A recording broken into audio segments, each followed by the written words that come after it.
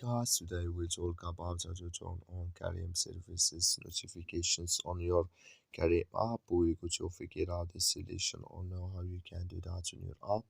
All you have to do, you just go above this sign, click on it here.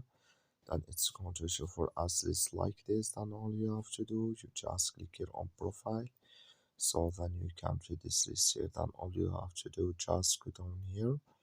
So then you click here. Sorry.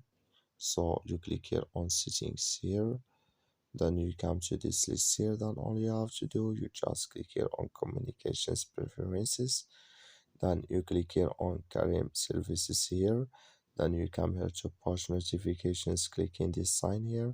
Then like you see this color show for us, that's make Careem services for notifications turn on now. Then can you turn on it for emails here and here for SMS.